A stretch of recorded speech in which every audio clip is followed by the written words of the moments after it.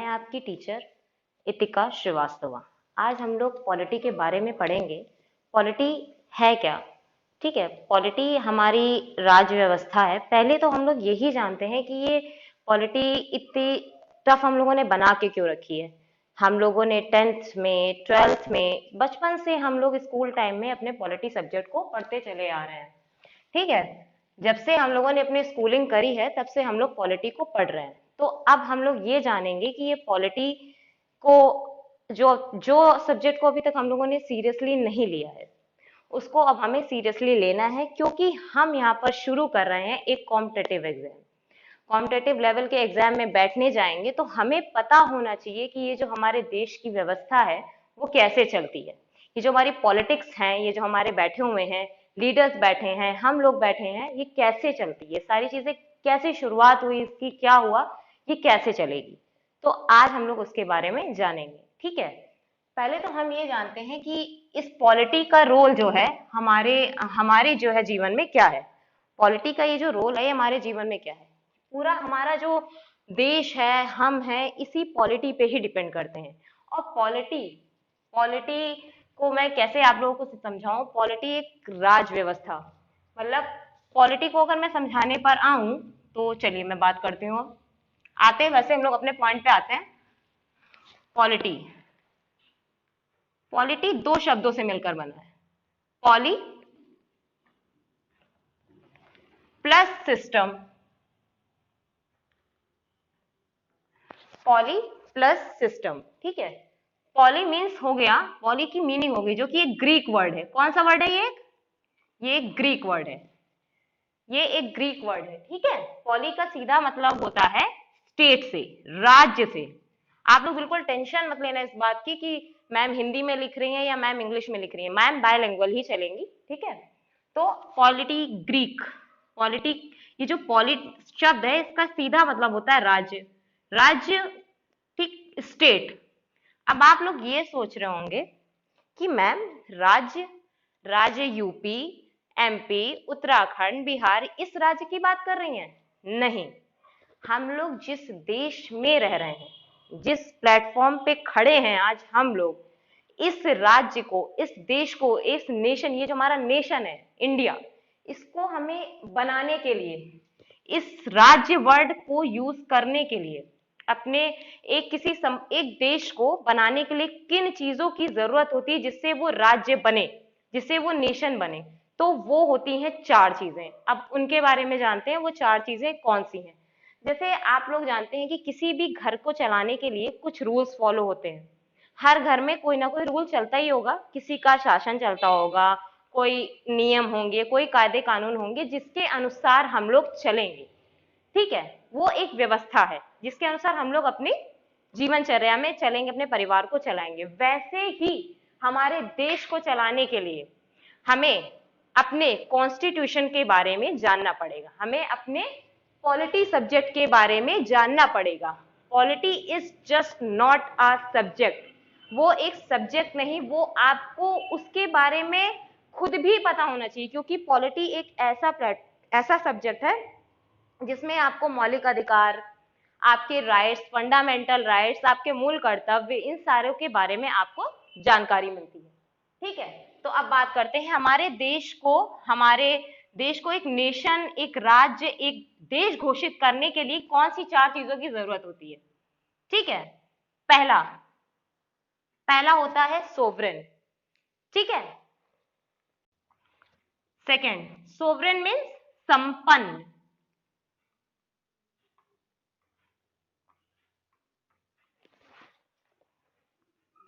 Second हो गया land, land या टेरिटरी। टेरिटरी मीन्स क्षेत्र। बिल्कुल टेंशन नहीं लेनी है, आराम से समझना है चीजों को, और समझने के साथ साथ धैर्य रखना है, पेशेंस रखिएगा।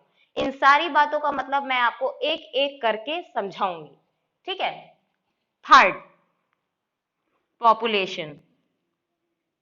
पॉपुलेशन के बारे में तो हम अपनी इंडिया के बारे में क्या ही बोलें। ठीक है, हम सभी जानते हैं भाई, पॉपुलेशन जनता, जनसंख्या। ठीक है, जनता। Population. Fourth and last, government, सरकार। अब देखते हैं, अब समझते हैं, ये चार चीजें जब तक हमारे पॉलिटी में हम नहीं समझेंगे तब तक हम एक देश, एक राज्य, एक नेशन कभी नहीं बना पाएंगे। और यहां जब हम इस चीज को समझेंगे तब हम आपको आगे ये बताएंगे कि इसका रोल हमारे कॉन्स्टिट्यूशन में क्या है। क्या है ये कॉन्स्टिट्यूशन, तब संविधान ये ऐसा क्या है जिसकी वजह से ये इसको इतना इंपॉर्टेंस दिया जा रहा है, क्यों इसको, इन शब्दों के बाद में मैं आपको बताऊंगी ये है क्या। अच्छा, अब बात करते हैं, हमको जानना चाहिए वैसे ये चीज कि हमारा ये जो सोवरेन है, संपन्न, जिसके बारे में हम लोग बात कर रहे हैं, सोवरेन, क्या हम लोग एक इंडिपेंडेंट स्टेट में रहते हैं? क्या हम लोग एक स्वतंत्र भारत में रहते हैं? क्या हम लोग ऐसी जगह पे रह रहे हैं जहां पर किसी और का शासन ना हो? जैसे हमारे पुराने जमाने में छोटे छोटे राजा शासन करते थे, जिसका परिणाम हम लोगों को न जाने कितने सालों तक ब्रिटिशों के अनुसार भुगतना पड़ा। ब्रिटिशों ने हम लोगों को उसका इतना दंड दिया कि तब हम लोगों ने इन शब्दों का प्रयोग करना शुरू किया, सॉवरेन, संपन्न, इंडिपेंडेंट होना। ठीक है, तो सॉवरेन का सीधा मतलब होता है इंडिपेंडेंट। इंडिपेंडेंट मतलब स्वतंत्र। हम लोग पूर्ण रूप से स्वतंत्र हैं, हम पर किसी और का शासन नहीं है। हम लोग पूर्ण रूप से क्या है, स्वतंत्र हैं, हम पर किसी और का शासन नहीं है। ठीक है, अब बात करते हैं क्षेत्र की, लैंड और टेरिटरी की। लैंड और टेरिटरी, ये हम लोग बचपन में, आप लोगों को याद होगा, स्कूल में हम लोग मैपिंग करते थे, जहां पर एक छोटे छोटे प्लेस दिए जाते थे जिनको हमें स्टेट वाइज प्लेस करना होता था, या फिर अपने मैप में हम लोगों को एक जगह मिली हुई है, मैप में एक जगह मिली हुई है। ठीक है, हमारे भारत को मैप में एक जगह मिली है जिसको हम लोग अपना लैंड और अपनी टेरिटरी बोलते हैं। Third, population. पॉपुलेशन तो हमारे भारत में इतनी है कि क्या ही कहें। ठीक है, अब बात करते हैं गवर्नमेंट की, सरकार। ठीक है, गवर्नमेंट को, हमारे भारत की जो सरकार है, इसको 3 प्रकार के भागों में विभाजित किया गया है। पहला भाग, ये जो हमारी गवर्नमेंट है, इसको हमने क्या किया है, 3 भागों में विभाजित किया है। ठीक है, सरकार को हमने क्या किया है, 3 भागों में विभाजित किया है। पहला, लेजिस्लेचर। अब आप लोग इस बात की चिंता मत करना कि मैम ये जो बता रही हैं, ये लेजिस्लेचर, ये गवर्नमेंट, ये सारी चीजें, इन सबको मैं इसलिए समझा रही हूं ताकि जब मैं आपके इस कॉन्सेप्ट को आगे चल के पूछूं कि ये लेजिस्लेचर क्या है, ठीक है, और ये एग्जीक्यूटिव क्या है, and the third one is judiciary. हमारी गवर्नमेंट के 3 अंग हैं जिसके देश की, जिससे हमारे देश की जनता चलती है। हमारी गवर्नमेंट क्या करती है, हमारे देश की जनता को चला रही है। हमारे देश की जनता जो है वो इसी सरकार की व्यवस्था पर ही तो चल रही है, सीधा कनेक्शन इसका इससे है। ठीक है, तो इसी बारे में हम आपको बता रहे हैं। लेजिस्लेचर, विधायिका, जिसको हम लोग हिंदी में क्या कहते हैं, विधायिका। हमारी गवर्नमेंट का पहला भाग जिसको हम लोग कहते हैं विधायिका। सेकंड, कार्यपालिका। थर्ड, न्यायपालिका। विधायिका, अच्छा, हमें पहले तो ये जानना चाहिए विधायिका क्या है। ये विधायिका, मैम ने लिख तो दिया ये विधायिका है, विधायिका का कार्य क्या है, विधायिका क्यों है, और इसका रोल गवर्नमेंट में क्या है, विधायिका का अंग क्या है। विधायिका का भी तो कोई अंग होगा भाई, जिसके, एक लेजिस्लेचर एक वर्ड दे दिया, या एग्जीक्यूटिव या जुडिशरी एक वर्ड दे दिया, इसके भी तो कुछ भाग होंगे जिसके अनुसार हमारे देश की व्यवस्था चलेगी, हमारी गवर्नमेंट चलेगी। ठीक है, तो लेजिस्लेचर का भाग होता है हमारा संसद, जिसको हम लोग कहते हैं पार्लियामेंट। क्या कहते हैं, पार्लियामेंट, संसद। क्या कहते हैं, संसद, पार्लियामेंट। अब बात करते हैं इसका काम क्या होता है। ये जो पार्लियामेंट एक वर्ड दिया गया है, इसका क्या काम है। इसका सीधा सा काम है भाई कानून बनाना। हमारे देश में कानून, किसी भी प्रकार का कानून बनाने के लिए हमें इस विधायिका, हमें नहीं, हमारी गवर्नमेंट को इस विधायिका को ये जरूरत पड़ेगी कि वो हमारे कानून को बनाए। ये क्या करेगी? कोई भी किसी भी तरीके का कानून बनाएगी। जो भी देश में हमारे चीजें चलती हैं कानूनों के अनुसार तो चलती हैं। हमारे देश में ये क्या करेगी? लॉ बनाएगी। अब देखो, अब इसने लॉ बना दिया, विधायिका ने, गवर्नमेंट के पहले भाग ने लॉ बना दिया। Second, executive. अब एग्जीक्यूटिव का काम क्या है?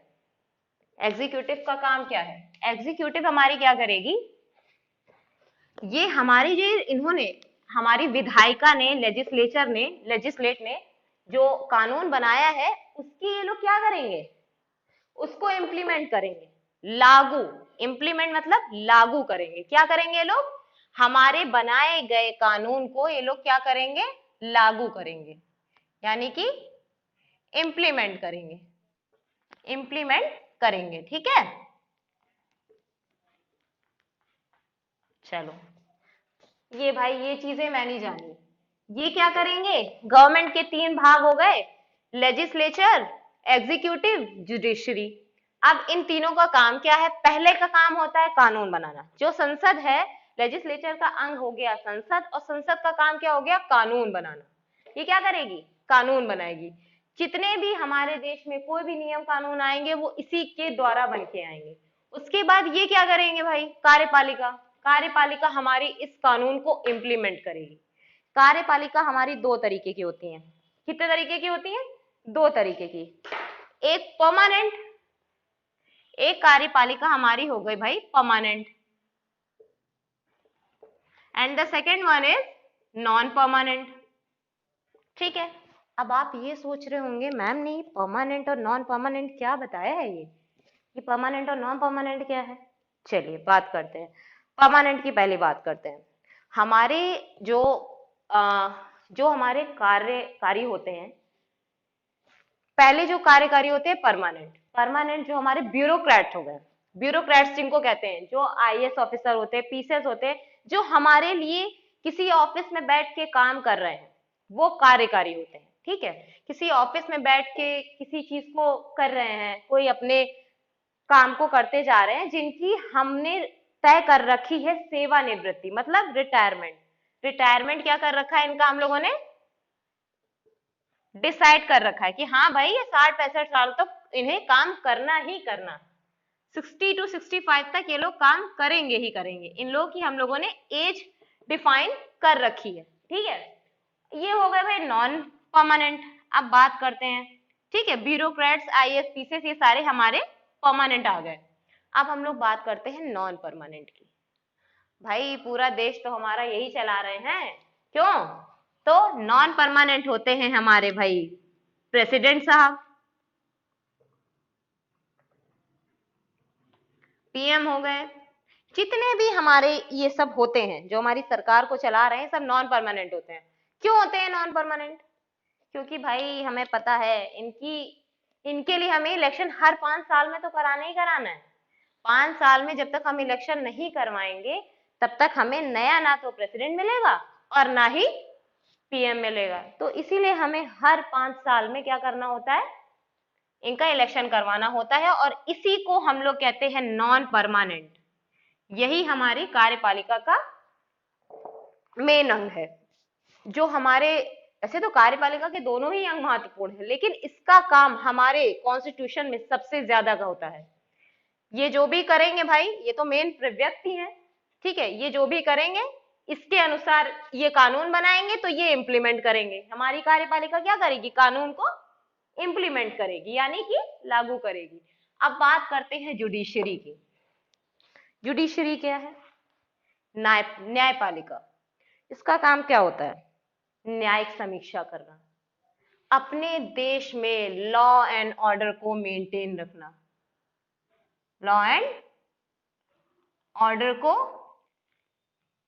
मेंटेन रखना। हमारे देश में क्या करना? लॉ एंड ऑर्डर को मेंटेन रखना। हमारे देश में जुडिशरी जो है, जो न्यायपालिका है, सबसे बड़ी जुडिशरी कौन है? सबसे बड़ी जुडिशरी, सबसे बड़ी न्यायपालिका हम किसको मानते हैं अपनी? सुप्रीम कोर्ट को। किसको मानते हैं? सुप्रीम कोर्ट को।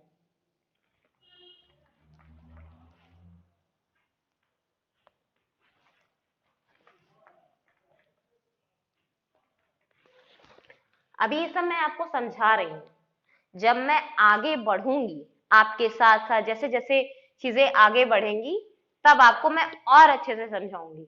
और इन सारी चीजों को मैं इसलिए समझा रही हूँ, मैं आपको बार बार ये बात बता रही हूँ कि मैं आपको ये सिर्फ इसलिए समझा रही हूँ क्योंकि मुझे आज आपको पॉलिटी का मतलब समझाना है, इसके बारे में आपको ब्रीफ इंट्रोडक्शन देना है कि ये पॉलिटी क्या है। क्योंकि मैं ये समझ के आपको चल रही हूँ कि आप जो है यहाँ पे, जो मैं खड़ी हूँ और आप जो पढ़ने के लिए यहाँ पर आए, जीरो है।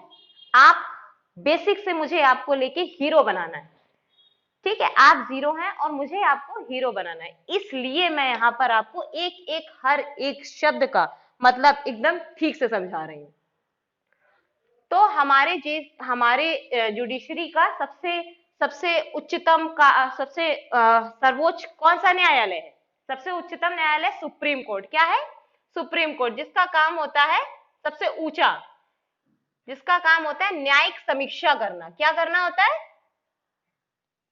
न्यायिक समीक्षा करना। उसके नीचे कौन आता है?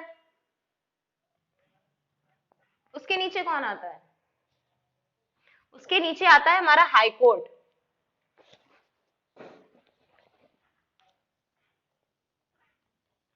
हाई कोर्ट, उच्च न्यायालय।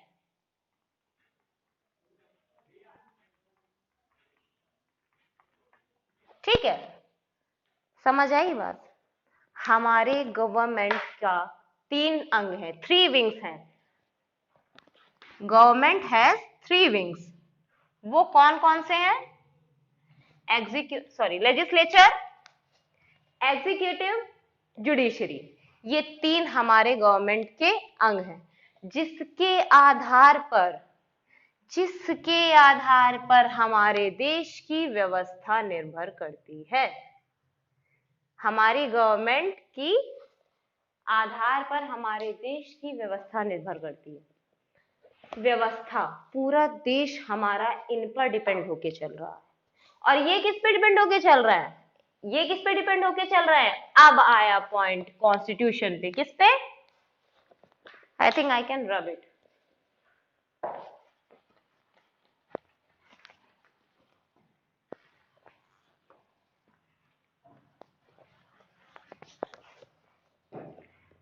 हमारे देश की व्यवस्था जो है गवर्नमेंट चला रही है, और गवर्नमेंट किसके उस पे चल रही है?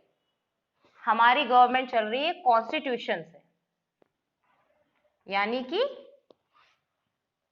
कॉन्स्टिट्यूशन, ठीक है, संविधान। ये जो है हमारी गवर्नमेंट, जो है, जो हमारे राज्य को एक संपन्न राज्य बनाने के लिए जो 4 अंग दिए गए, उन 4 अंगों में से जो हमारी गवर्नमेंट है, ये किस पर डिपेंड होके चल रही है? कॉन्स्टिट्यूशन से। कॉन्स्टिट्यूशन पे हमारी गवर्नमेंट जितने भी कार्य करेगी, जितने भी काम वो करेगी, वो सब हमारे संविधान में दी गई प्रक्रिया के अनुसार करेगी। क्या करेगी? हमारे संविधान में दी गई प्रक्रिया के अनुसार करेगी। अब बात करते हैं व्हाट इज कॉन्स्टिट्यूशन। मैम उतनी देर से कॉन्स्टिट्यूशन कॉन्स्टिट्यूशन, संविधान संविधान है, ये है क्या संविधान? व्हाट इज कॉन्स्टिट्यूशन, जिस पर बताया जा रहा है कि हमारी गवर्नमेंट भी काम करेगी जिसके अनुसार, ठीक है, सारे काम हमारे इस संविधान के अनुसार होंगे। संविधान, कॉन्स्टिट्यूशन इज, इसको हम कह सकते हैं ये एक बुक ऑफ लॉ है, कानूनों की एक किताब। ठीक है, पहली बात समझी हमने, कॉन्स्टिट्यूशन क्या है? कानूनों की एक किताब। दूसरी बात, हमारा संविधान लिखित संविधान है, यानी रिटन है। बिल्कुल भी चिंता मत करना, ये जो जितने भी चीजों को मैं लिख रही हूं यहाँ पे, मैं आपको ब्रीफली एक्सप्लेन करूंगी कि एक्चुअली ये सारी बातों का मतलब क्या है। ठीक है, सेकंड हो गया हमारा क्या? रिटन और लेंथीएस्ट। अब मैम ने ये बात क्यों कही कि ये रिटन है लेंदी है? भाई हमारे देश के लोग बड़े मेहनती हैं, वो जो भी काम करते हैं या तो बहुत देर से करते हैं या फिर बहुत अच्छा करते हैं और बहुत लंबी प्रक्रिया के साथ करते हैं। दैट्स वाई हमारे जो है ये जो वर्ड यूज किया गया है लेंदीएस्ट कानून। ठीक है, अभी बताती हूँ ये है क्यों ऐसा। रिटन हम लोग पहले समझते हैं कि ये बुक ऑफ लॉ क्या है। पहला जो मैंने लिखा ये बुक ऑफ लॉ है क्या। ठीक है, बुक ऑफ लॉ हम लोग अपने कॉन्स्टिट्यूशन को इसलिए कहते हैं क्योंकि हमारे जितने भी कानून बनाए जाते हैं, जितने भी, उन्हें एक तरीके से कोडेड किया जाता है। कोडेड करने के बाद में उसे कंपाइल करके, जितने भी कानून बनाए गए हैं उनको कंपाइल करके एक बुक में संजो करके रख दिया गया है, जिस जिसको हम लोगों ने क्या बोला, बुक ऑफ लॉ, कानूनों की किताब। जितने भी कानून बनेंगे उन्हें कोडिफाइड किया गया, कोडिफाइड करने के बाद में हमारे कॉन्स्टिट्यूशन में रख दिया गया कंपाइल करके एक जगह सुरक्षित जीवन भर के लिए। ठीक है, बुक ऑफ लॉ। अब बात करते हैं आगे रिटर्न। अब क्या हो गया आप, मैम रिटर्न और ये लेंथीएस्ट का क्या है? आप कह रहे हो रिटर्न है तो क्या बाकी देशों का रिटर्न कॉन्स्टिट्यूशन नहीं है? सबका रिटर्न है। अब बात करते हैं रिटर्न की बात करते हैं। हमने ये रिटर्न का जो लिया है ना, ये यूएसए से लिया है। पहला देश, ये पहला देश है, ठीक है, जिसने अपने कॉन्स्टिट्यूशन को रिटर्न लिखा। पहला है ये देश जिसने अपना संविधान बनाया और वो भी लिखित बनाया। ब्रिटेन, ब्रिटेन, इनका संविधान क्या है? अनरिटन है। अब कह रही है मैम, एक तरफ ये भी कह रही हैं कि रिटर्न और अनरिटन की बात भी कर रही हैं, दूसरी तरफ ये भी बता रही हैं भाई कि इनका रिटर्न है और इनका अनरिटन है। ऐसे कैसे भाई? इनका भी तो लिखा होगा कहीं ना कहीं, ऐसे थोड़े ना है कि पूरा देश अपनी मर्जी से चल रहा है। नहीं, लिखा इनका भी है, लिखा मेरा भी है, लिखा यूएसए का भी है, लेकिन हमने जो लिखने की प्रणाली ली है वो यूएसए से ली है, क्योंकि ब्रिटेन जब भी अपने चीजों में संशोधन करता है या कुछ भी करता है तो वो ऐड करता जाता है। क्या करता है? ऐड करता जाता है। इसमें ऐसी, इनके संविधान में ऐसी कोई भी प्रक्रिया यानी कि ऐसा कोई भी प्रोसेस नहीं दिया है जिसके अनुसार ये अपने कॉन्स्टिट्यूशन में चेंज कर सके या फिर उसमें इंप्लीमेंट कर सके। क्या कर सके? चेंज या इंप्लीमेंट।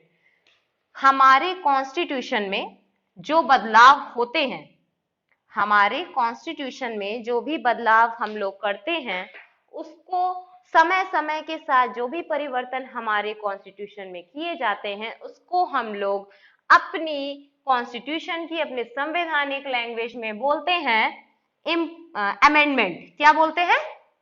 अमेंडमेंट, जिसको हम लोग हिंदी में बोलते हैं संशोधन। क्या बोलते हैं? संशोधन। एक बात मैं आप लोगों को एकदम क्लियर कर देना चाहती हूँ, आप लोग जितना भी ये सब मैं जो पढ़ा रही हूँ अभी तक मैं आप लोगों को, इन शब्दों पर मैं क्यों ध्यान दे रही हूँ? मैं यहाँ पर एक बदलाव वर्ड का भी तो यूज कर सकती थी ना, लेकिन मैंने यहाँ पर बदलाव वर्ड का यूज क्यों नहीं किया? अपने कॉन्स्टिट्यूशन में किसी बदलाव को करने के लिए मैंने एक पर्टिकुलर वर्ड क्यों दिया, जिसका नाम मैंने दे दिया भाई संशोधन, अमेंडमेंट। क्योंकि हमारे कॉन्स्टिट्यूशन में शब्दों का महत्व बहुत ज्यादा है। दैट्स वाई हम लोग इसको बुक ऑफ लॉ कहते हैं। कानून की लैंग्वेज अलग है जिसको समझने के लिए हमें सालों की पढ़ाई करनी पड़ती है। दैट्स वाई हम लोगों ने बोला कि यहाँ पर अमेंडमेंट किया जाएगा, बदलाव को एक शब्द नया दिया जिसको हम लोगों ने बोला अमेंडमेंट। ठीक है, अब हमारे जो कॉन्स्टिट्यूशन में हम लोग अमेंडमेंट करेंगे वो कैसे करेंगे? पहला पॉइंट, ठीक है, इसको समझने के लिए हमें एक बात और समझनी पड़ेगी भाई। मैम ने कहा अमेंडमेंट तो कर सकते हैं, क्योंकि मैम ने ये कहा कि ब्रिटेन में अमेंडमेंट किए जाते हैं, जो भी बदलाव किए जाते हैं उनको लिख दिया जाता है, ऐसी कोई भी प्रक्रिया वहां पर नहीं है। ठीक है, या फिर जो है जो भी जैसा भी है वहां पर ये प्रक्रिया नहीं दी हुई है। अब बात कर रहे हैं हम कि हमारे में जो अमेंडमेंट किए जाते हैं उसकी एक प्रक्रिया है जो हमारे कॉन्स्टिट्यूशन में दी हुई है। ठीक है, बात करते हैं हमारे कॉन्स्टिट्यूशन में दो शब्दों का प्रयोग किया गया है जिसको हम लोग सुनते चले आ रहे हैं। पहला रिजिड एंड फ्लेक्सिबल। भाई ये वर्ड तो हमने हमेशा ही सुना है कि हमारा कॉन्स्टिट्यूशन कैसा है, रिजिड भी है और फ्लेक्सिबल भी है। क्या है? Rigid and flexible. रिजिड का मतलब होता है कठोर। अभी इसका सीधा कनेक्शन यहां से जा रहा है भाई, संशोधन से। अब मैं अभी आपको सब समझाऊंगी ये क्या है। मैम ने रिजिड भी बोल दिया अपने संविधान को, अपने कॉन्स्टिट्यूशन को, और फ्लेक्सिबल भी बोल दिया, कठोर और लचीला। ठीक है, कठोर और लचीला। अब बात करते हैं, ये जो कठोर और लचीला मैम ने बोला, दोनों अपोजिट वर्ड्स को मैम ने एक साथ रख दिया और उसे क्या किया, एक एंड लगा करके जोड़ दिया और वर्ड से जोड़ दिया। ये दोनों अपोजिट वर्ड्स को कॉन्स्टिट्यूशन में रखा गया है और जिसको मैम ने रखा और इसको आपस में किससे जोड़ दिया, और से जोड़ दिया। मैम इसका क्या मतलब है? आप ये कह रहे हो कि अमेंडमेंट तो किया जा सकता है लेकिन रिजिड एंड फ्लेक्सिबल तरीके से। अब बात करते हैं ये रिजिड एंड फ्लेक्सिबल है क्या। रिजिड का मतलब होता है कठोर। हमारे कॉन्स्टिट्यूशन में किसी भी तरीके का बदलाव करने के लिए, हमारे कॉन्स्टिट्यूशन में किसी भी तरीके का बदलाव करने के लिए, ध्यान से सुनना, आर्टिकल 368 जिसको हम लोग हिंदी में कहते हैं अनुच्छेद, जिसको हम लोग क्या कहते हैं हिंदी में, अनुच्छेद। ठीक है, अनुच्छेद 368। ठीक है, रिजिड का मतलब मैं समझा रही हूं अभी आपको। आर्टिकल 368 के माध्यम से हम लोग अपने कॉन्स्टिट्यूशन में बदलाव कर सकते हैं। आर्टिकल 368 मैम क्या है? अब बात करते हैं कि आर्टिकल 368 मैम है क्या। ठीक है, मैं थोड़ा सा ऊपर यहां पे लिखती हूँ ताकि आप लोगों को समझ आए। ये आर्टिकल 368 कॉन्स्टिट्यूशन में अमेंडमेंट करने की प्रक्रिया का वर्णन करता है। मतलब हम अगर अपने कॉन्स्टिट्यूशन में किसी भी तरीके का बदलाव करना चाहते हैं तो हमें अपने कॉन्स्टिट्यूशन में लिखित आर्टिकल 368 के माध्यम से ही परिवर्तन कर पाएंगे। इसमें लिखी हुई है संशोधन करने की प्रक्रिया। क्या लिखा हुआ है हमारे कॉन्स्टिट्यूशन में? संशोधन करने की प्रक्रिया। हमारे संविधान में जब भी हम किसी भी तरीके को, कानून को डालते हैं या फिर इसमें किसी भी तरीके का संशोधन करते हैं तो वो सिर्फ और सिर्फ हम लोग 368 के माध्यम से ही कर सकते हैं, जो कि हमारे कॉन्स्टिट्यूशन में दिया हुआ है। किसी भी तरीके के बदलाव करने की प्रक्रिया 368 के माध्यम से ही हो सकती है। यानी कि कोई भी परिवर्तन समय समय के साथ हम अपने कॉन्स्टिट्यूशन में परिवर्तन करते रहते हैं उसे और बेहतर बनाने के लिए। उसकी प्रक्रिया हमारे किसमें दी हुई है? कॉन्स्टिट्यूशन के आर्टिकल 368 में दी हुई है। अब बात करते हैं फ्लेक्सिबल की। मैम ने कहा कि भाई कठोर तो मैम ने कह दिया कि 368 है, अब लचीला क्या है? ये दोनों वर्ड आपस में नहीं कर रहे हैं क्या इंटरेक्ट, एक दूसरे से नहीं मिल पा रहे हैं? भाई मैम ने कहा कठोर। कठोर क्यों कहा मैम ने? कठोर इसलिए बोला क्योंकि इसमें संशोधन करने की प्रक्रिया दी हुई है जो कि आर्टिकल 368 के माध्यम से हम लोग कर सकते हैं। इसीलिए इसको हम लोगों ने फ्लेक्सिबल भी बोला, लचीला। फ्लेक्सिबल भी बोला क्योंकि हम लोग इसमें संशोधन तो कर सकते हैं, बदलाव तो कर सकते हैं, लेकिन किसके माध्यम से? आर्टिकल 368 के माध्यम से ही कर सकते हैं। समझ आई बात इतनी सी? हम लोग इसमें परिवर्तन तो कर सकते हैं लेकिन 368 के माध्यम से। इसीलिए हम लोगों ने इसमें रिजिड एंड फ्लेक्सिबल वर्ड का यूज किया है। इसीलिए हमारा संविधान रिजिड एंड फ्लेक्सिबल है, कठोर और लचीला है, क्योंकि इसमें परिवर्तन हो सकता है लेकिन किसके माध्यम से? आर्टिकल 368 के माध्यम से, जो कि हमारे कॉन्स्टिट्यूशन में दिया हुआ। इसी की प्रक्रिया, जो भी इसमें रूल्स होंगे, जो भी इसमें प्रक्रियाएं होंगी, उसी के माध्यम से हम किसी भी कानून को इसमें कर सकते हैं। अब बात करते हैं लेंथीएस्ट की। रिटर्न हो गया। रिटर्न क्यों हो गया? क्योंकि मैंने आपको एक एक वर्ड का मतलब साफ साफ समझाया, ठीक है। अब बात करते हैं लेंथीएस्ट क्यों है हमारा कॉन्स्टिट्यूशन, मतलब लंबा क्यों है हमारा संविधान, लंबा क्यों है? हमारा संविधान क्यों लंबा है? हमारा संविधान इसलिए लंबा है क्योंकि जब हमने इसको अपनाया था, अपने कॉन्स्टिट्यूशन को, तो इसमें आर्टिकल्स 395 थे। अभी आप लोग समझ नहीं पा रहे होंगे कि मैम क्या बात कर रही हैं, आर्टिकल, पार्ट्स, शेड्यूल्स, ये सब क्या है।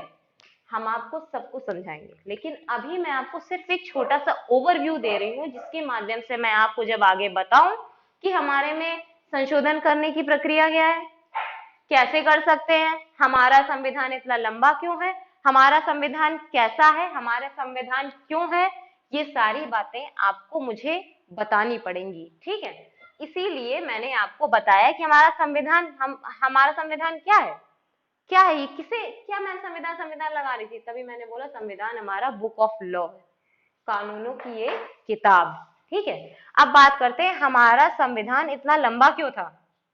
हमारा संविधान लंबा इसलिए था क्योंकि इसमें जब हमने इसको अपनाया था, अपनाया कब था, 26 नवंबर, जब हमारी संविधान सभा ने इसको अपनाया था, तो उस समय की डेट थी 26 नवंबर 1949।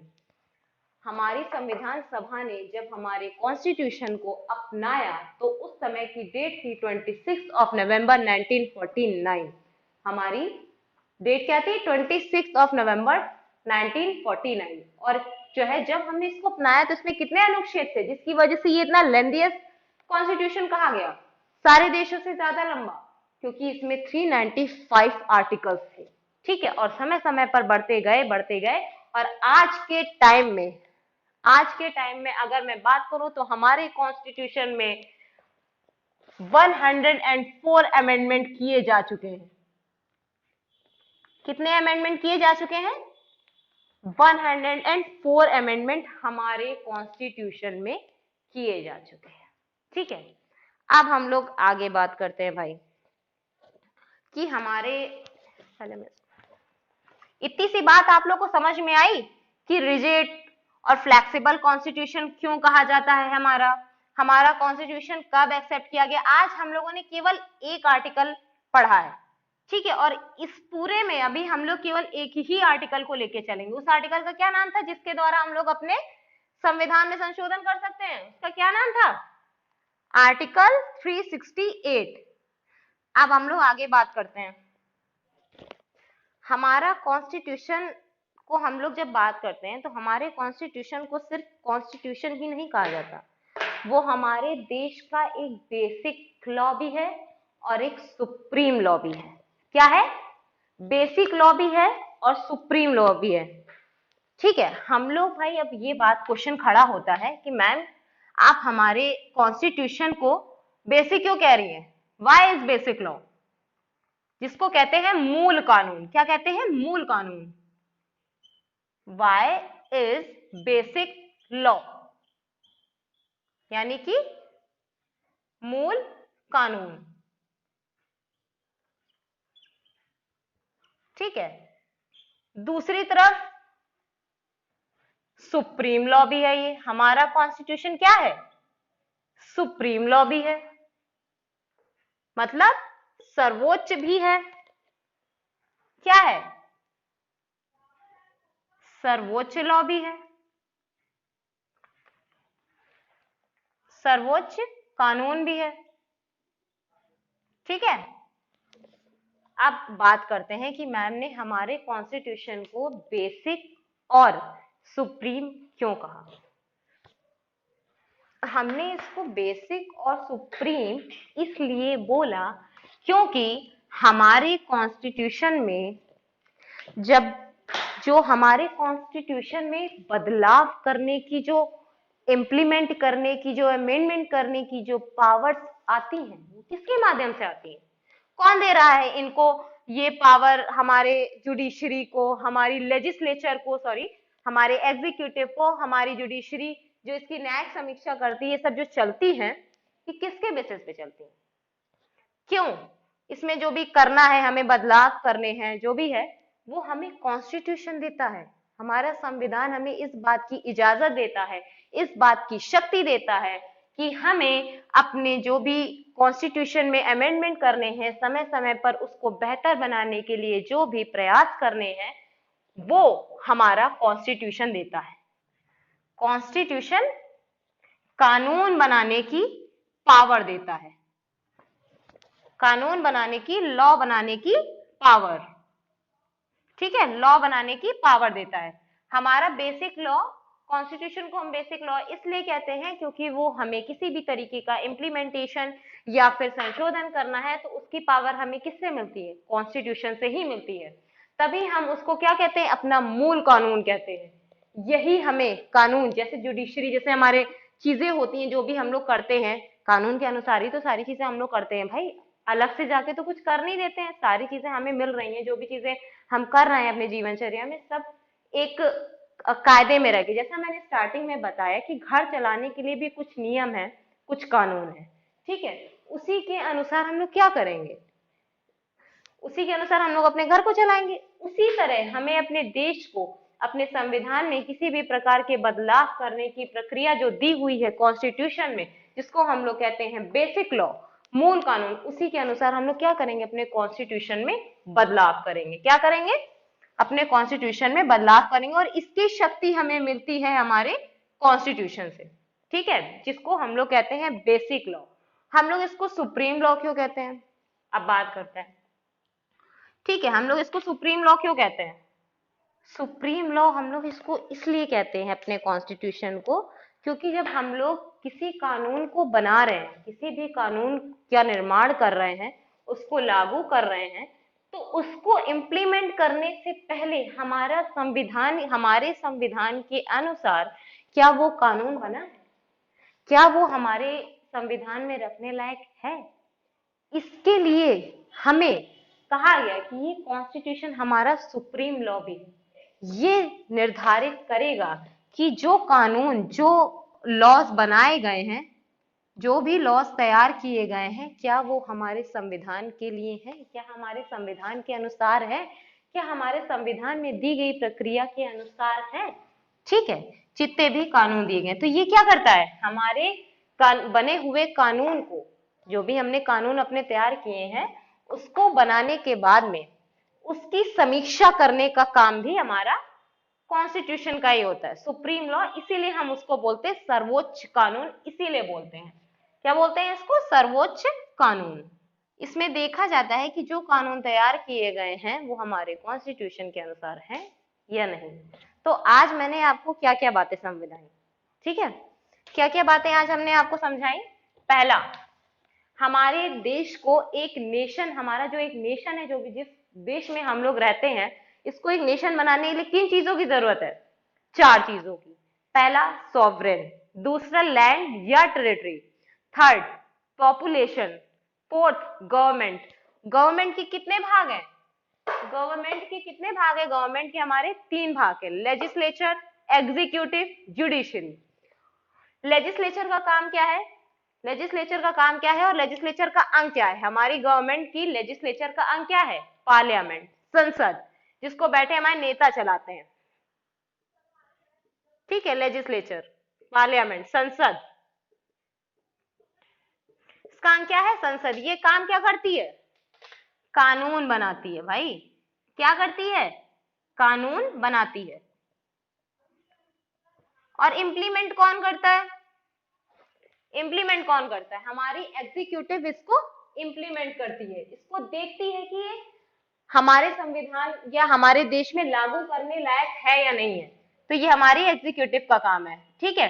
कार्यपालिका हमारी कितने तरीके की होती है? 2 तरीके की, एक परमानेंट, एक नॉन परमानेंट। परमानेंट कौन सी होती है? ब्यूरोक्रेट, ठीक है, जो आईएएस होते हैं, पीसीएस होते हैं, जो भी हमारे कार्यकारी जो भी होते हैं, जो हमारे लिए काम करते हैं, वो सारे क्या है? परमानेंट, जिनकी सेवानिवृत्ति निर्धारित, यानी रिटायरमेंट निर्धारित। मैं आपसे बार बार एक ही शब्द का प्रयोग कर रही हूं, कि जितने भी शब्दों का मैं यूज कर रही हूँ, जितने भी वर्डों का, उन शब्दों पर केवल ध्यान देना, क्योंकि वहां पर अगर आपसे एक शब्द भी मिस हो गया तो आपका क्वेश्चन गलत हो सकता है, जो कि आपको दिलाता है 1 नंबर, 2 नंबर, 1.5 नंबर, और वो सीधे आपको 0 बना देगा, क्योंकि वहां पर माइनस मार्किंग भी होती है, और जहां माइनस मार्किंग नहीं होती है वहां पर नंबर कटते हैं, और जब नंबर कटते हैं तो एक एक नंबर से हमारी मेरिट आने से रुक जाती है। तो हमारे शब्दों पे ध्यान देते हुए इस बात का ध्यान रखना कि मैं किन शब्दों का प्रयोग कर रही हूँ। ठीक है, तो हमने आपको क्या बताया, हमारी कार्यपालिका 2 तरीके की होती है, परमानेंट, एक नॉन परमानेंट। परमानेंट कौन सी होती है, ब्यूरोक्रेट, आईएएस हो गए, पीसीएस हो गए, जितने भी अधिकारी होते हैं, सिविल सर्विसेज जो भी होते हैं, वो हमारे ब्यूरोक्रेट होते हैं। सेकेंड, नॉन परमानेंट, जिनका भाई हमें पता है कि 5 साल में तो इलेक्शन इनका करवाना ही करवाना है, तो वो क्या हो गए, हमारे नॉन परमानेंट हो गए। भाई जुडिशरी की बात करते हैं हम, जुडिशरी मैंने कितने तरीके की बताई, न्यायपालिका, जिसका काम होता है न्यायिक समीक्षा करना। भाई हमारे देश में किसी भी तरीके की कोई भी किसी भी बेगुनाह को सजा ना मिले, या भी जो भी चीजें हो रही हैं, जैसे भी राम मंदिर का केस हुआ उसके बारे में इन्होंने सुनवाई करते हुए अपना फैसला सुनाया, तो इसकी सारी चीजों की न्यायिक समीक्षा कौन करता है, हमारी जुडिशरी करती है। ठीक है, कौन करता है, जुडिशरी करती है, यानी कि उच्चतम न्यायालय। कौन करता है, उच्चतम न्यायालय। और इससे नीचे कौन होती है, हाई कोर्ट, जिसको हम लोग बोलते हैं हाई कोर्ट, जिसको जिसको हम लोग क्या बोलते हैं, उच्च न्यायालय। इनका काम होता है भाई न्यायिक समीक्षा करना। ठीक है, ये 3 बातें समझ आ गई आपको। हमारे देश की व्यवस्था किसके अनुसार चलती है, कॉन्स्टिट्यूशन के अनुसार। कॉन्स्टिट्यूशन के अनुसार चलती है। हमारी गवर्नमेंट क्या करती है, हमको चलाती है, पॉपुलेशन हमारी जितनी भी चीजों को देखना है, नई योजनाएं बनाना है, जो भी करना है वो हमारी कौन करती है, गवर्नमेंट करती है। गवर्नमेंट किसके अनुसार चलती है, हमारे कॉन्स्टिट्यूशन के अनुसार चलती है। हमारा संविधान कैसा है, रिजिड भी है और फ्लेक्सिबल भी है। कैसा है, रिजिड भी है और फ्लेक्सिबल भी है। हमारा संविधान इतना बड़ा क्यों है, हमने क्यों बोला रिटन है और लेंथीएस्ट है, क्यों बोला, क्योंकि लेंथीएस्ट, क्योंकि जब हमने उसको अपनाया था, अपनाने की डेट क्या थी, 26 नवंबर 1949। जब हमने उसे अपने संविधान सभा में अपनाया तो उसकी डेट थी 26 नवंबर 1949। और जब उसे अपनाया था तो उसमें 395 आर्टिकल्स थे। कितने आर्टिकल्स थे,